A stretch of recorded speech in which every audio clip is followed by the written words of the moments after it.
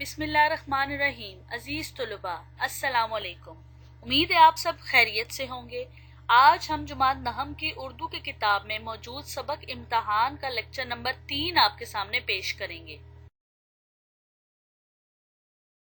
یہ سبق امتحان مرزا فرحت اللہ بیگ کی ایک مشہور و معروف کتاب مضامین فرحت کا ایک حصہ ہے۔ لیکچر نمبر 1 میں ہم نے 3 عنوانات کا ذکر کیا تھا، جس میں مرزا فرحت اللہ بیگ کا تعارف، سبق کی پڑھائی اور سبق میں موجود مشکل الفاظ کے معنی شامل تھا، جبکہ لیکچر نمبر 2 میں ہم نے 2 عنوانات آپ کے سامنے پیش کیے تھے، جس میں سبق کا مرکزی خیال اور خلاصہ شامل تھا۔ امید ہے تمام نکات آپ کو اچھے طریقے سے سمجھ آ چکے ہوں گے۔ آج کے اس لیکچر میں ہم مزید 3 اہم عنوانات کو شامل کریں گے، جس میں اقتباس کی تشریح، گرامر کے مشقی سوالات اور مختصر مشقی سوالات کے جوابات شامل ہوں گے۔ عزیز طلباء، اب ہم رخ کریں گے آج کے لیکچر کے بہت ہی اہم اور پہلے عنوان کی جانب، جو کہ اقتباس کی تشریح ہے۔ کسی بھی اقتباس کی تشریح کے لیے 4 چیزوں کا ہونا ضروری ہے: حوالہ متن، حل لغت، سیاق و سباق اور تشریح۔ اگر امتحانی نقطہ نظر سے دیکھا جائے تو حوالہ متن 1 نمبر کا ہوتا ہے، سیاق و سباق 1 نمبر کا ہوتا ہے اور تشریح 4 نمبر کی ہوتی ہے، یعنی کہ کل ملا کے 6 نمبر کی اقتباس کی تشریح آتی ہے، جس میں حل لغت کے کوئی نمبر نہیں ہوتے۔ حل لغت کو بیان کرنے سے قاری یا پڑھنے والے پر اچھا تاثر پیدا ہوتا ہے، جبکہ اس سے طلباء کو تشریح کرنے میں بھی آسانی ہوتی ہے۔ اس کے بعد اقتباس کی تشریح کے لیے ہم سبق میں سے نمونے کے طور پر ایک پیراگراف آپ کے سامنے پیش کریں گے۔ یہ تشریح طلب پیراگراف سبق امتحان کے تقریباً آخری حصے سے لیا گیا ہے۔ اب ممتحنوں کے پاس کوشش کی سوچی۔ والد صاحب ایک زبردست چٹھی سفارش کی لے کر ایک صاحب کے یہاں پہنچے۔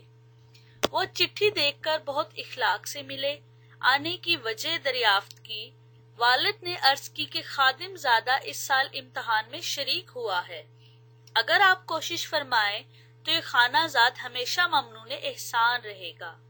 وہ بہت ہنسے اور دوسرے لوگوں سے جو سلام کو حاضر ہوئے تھے فرمانے لگے، یہ عجیب درخواست ہے، ان کا بیٹا تو امتحان دے اور کوشش میں کروں۔ بندہ خدا اپنے لڑکے سے کہو کہ وہ خود کوشش کرے۔ اب ہم بڑھتے ہیں اس اقتباس کی تشریح کی جانب۔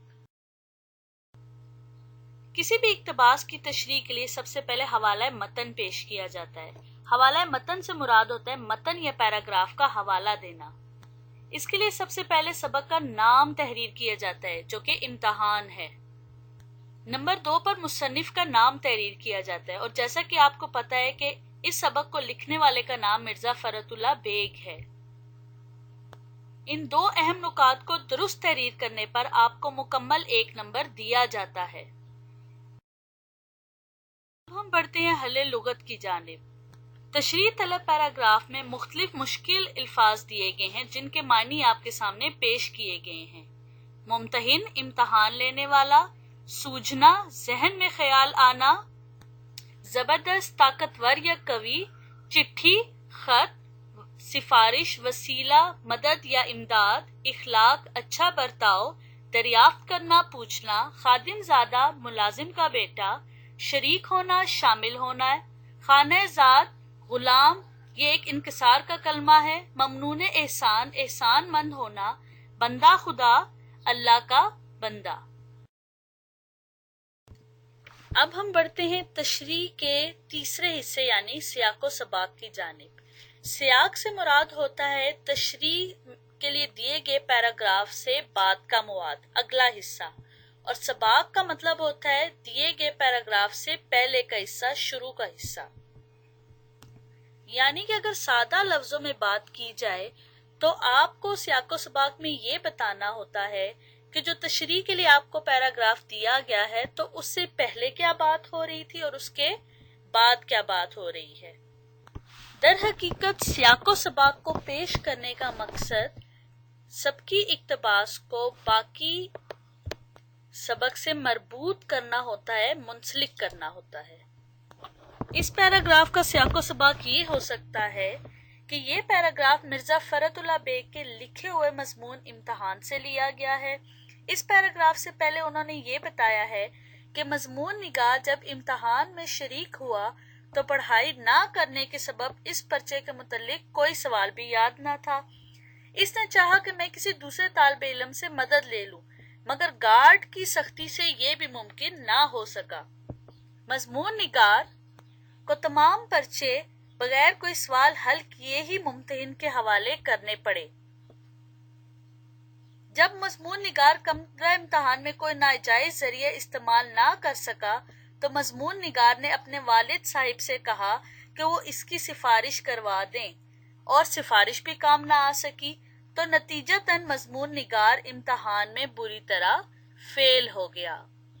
तो अजीज तुलबा, आपने देखा कि किस तरीके से मैंने दिए गए पैराग्राफ का सियाको सबाक यानी कि उससे पिछले का तारुफ और उससे आगे होने वाले चीजों का तारुफ आपके सामने बयान किया। इसी तरीके से आप किसी भी पैराग्राफ का सियाको सबाक बयान कर सकते हैं।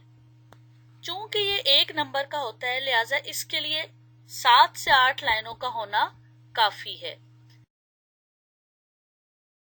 किसी भी इक्तबास की तशरीह में आप सबक का हवाला नहीं देंगे, आप सिर्फ तशरीह का जो पैराग्राफ आपको दिया गया है उसी के मुतालिक आपने बात करनी है और उसकी तशरीह करनी है। सबक का हवाला देने के लिए सियाको सबाक होता है, लिहाजा इस बात को मद्देनजर रखना है कि तशरीह में सबकी खुलासा बयान नहीं करना, बल्कि अपने आप को दिए गए इक्तबास की हद तक महदूद रखना है। अजीज तुलबा, जैसा कि आपको पता है कि तशरीह पेपर में 4 नंबर की आ रही है, तो सियाको सबाक की निस्बत उसको तवील करना होगा और तकरीबन तशरीह के लिए 1.5 सफ़ा यानी कि 1 और आधा सफ़ा कम अज कम होना चाहिए। अब मैं मुख्तसर तौर पर इस पैराग्राफ की तशरीह आपके सामने बयान करूंगी। ये पैराग्राफ सबक के तकरीबन आखिरी हिस्से से लिया गया है। इसमें मिर्जा फरतुल्लाह बेग बयान करते हैं कि जब मजमून निगार को कमरा इम्तहान में नाकामी का सामना करना पड़ा तो मजमून निगार के दिल में ख्याल आया कि अब इम्तहान लेने वालों के पास जाकर कोशिश करनी चाहिए। इस जमन में मजमून निगार के वालिद ने एक जबरदस्त किस्म का खत अपने एक जानने वाले से लेकर इम्तहान लेने के वाले के पास पहुंचे। जब इम्तहान लेने वाले ने खत देखा तो बहुत अच्छे तरीके से मिले। उन्होंने मजमून निगार के वालिद साहिब से आने का मकसद पूछा। वालिद साहिब ने बताया कि मेरा बेटा इस साल इम्तहान में शामिल हुआ है। आपने इसके पर्चों की जांच पड़ताल करनी है। अगर आप कोशिश करें तो मैं आपका हमेशा एहसानमंद रहूंगा। वो बहुत हंसे और अपने पास बैठे हुए दूसरे लोगों से मुखातिब होकर कहने लगी कि ये कैसी निराली और अजीब सी बात है कि इम्तहान तो इनके बेटे ने दिया है और कोशिश मैं करूं। फिर वो मजमून निगार के वालिद साहिब से फरमाने लगे, ए अल्लाह के बंदे, इम्तहान तुम्हारे बेटे ने दिया है, इसे कहो कि कोशिश भी वो खुद ही करे। पैराग्राफ में जो मरकजी नुक्ता होता है उसकी भी आपने तफसील बयान करनी होती है, जैसा कि इस पैराग्राफ में सिफारिश करने की मजम्मत की गई है। सिफारिश भी एक नाजायज जरिया है। मजमून निगार का वालिद अपने बेटे को पास करवाने के लिए सिफारशी खत लेकर जाता है, मगर मुम्तहिन साफ ही इनकार कर देता है। यहाँ असल में तालिब इल्म की इस खुशफहमी को दूर किया गया है कि पढ़ाई के अलावा किसी और जरिए से पास हुआ जा सकता है। इम्तहान में कामयाबी के लिए सिर्फ और सिर्फ मेहनत ही दरकार होती है। मेहनत के बगैर किसी भी तरह की कामयाबी मुमकिन नहीं हो सकती।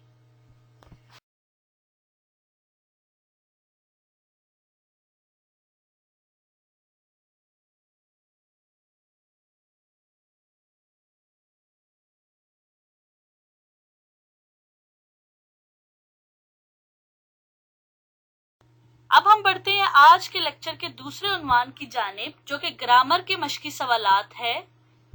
सबक इम्तहान की मश्क में चंद ग्रामर के उन्वानात दिए गए हैं जिनका हल आपके सामने बयान किया जाएगा।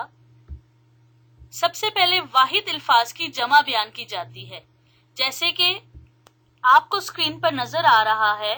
इम्तहान, इम्तहानात, ख्याल, ख्यालात, मशगला, मशागिल, वकील, वकला, मुमतहिन मुमतहिनीन, तदबीर तदाबीर, मजमून मजामीन।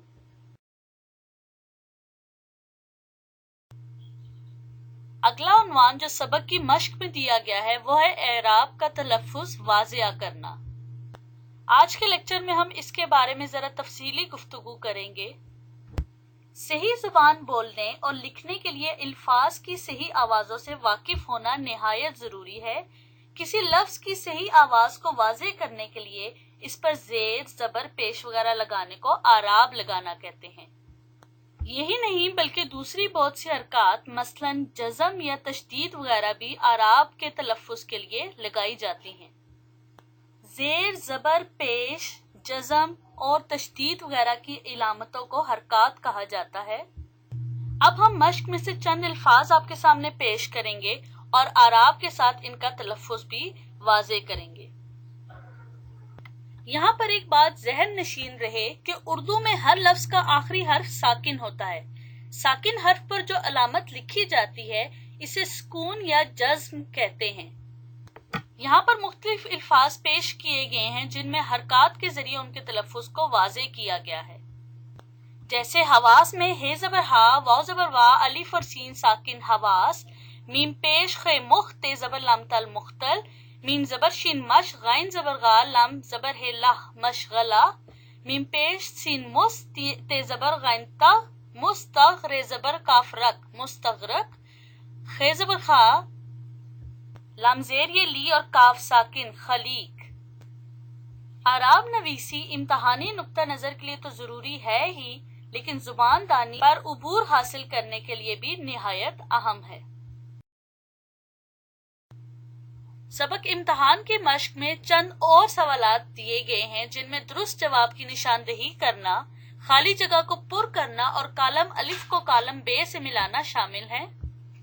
सबक की पढ़ाई और तमाम उन्वानात की दोहराई के बाद तुलबा जांच की गर्ज से इन सवालात को खुद हल करेंगे। अजीज तुलबा, मुझे उम्मीद है कि आप इन तमाम सवालात को बआसानी हल कर लेंगे।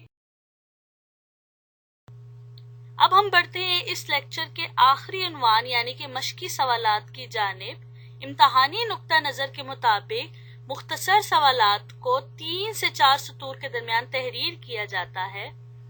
अब हम बढ़ते हैं सवालात की जानिब। सवाल नंबर 1, मजमून निगार को इम्तहान से घबराने वालों पर हंसी क्यों आती है?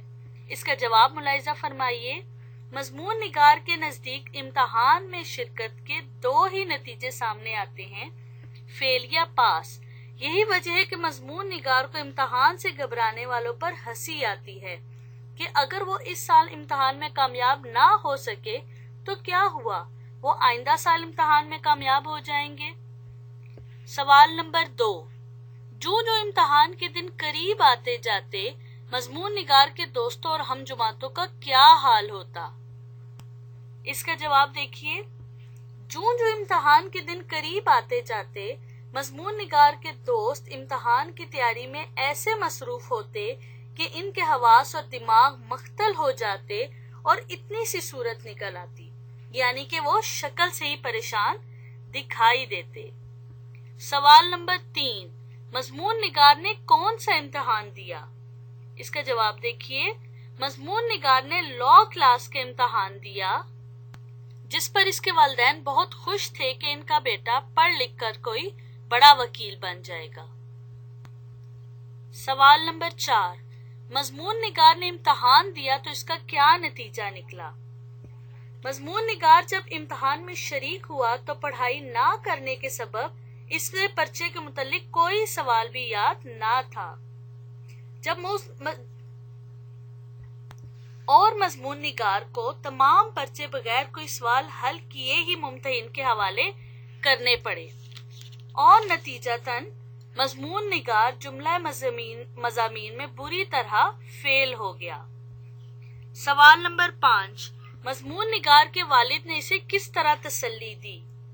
वालिद साहिब समझते थे कि मेरे बेटे ने मेहनत तो बहुत की है, मगर शायद मुमतहिनों ने पर्चों की सही तौर पर जांच पड़ताल नहीं की। उन्होंने मजमून निगार को तसल्ली दी कि घबराने की कोई बात नहीं, क्या हुआ जो इस साल तुम पास नहीं हो सके।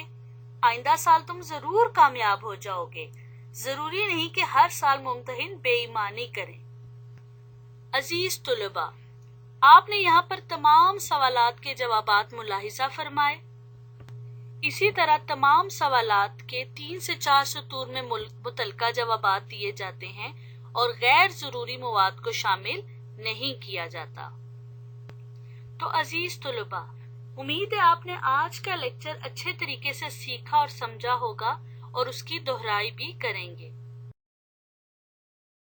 اپنا بہت سا خیال رکھیے گا۔ اللہ تعالیٰ آپ کو اپنی حفظ و امان میں رکھے۔ اللہ حافظ۔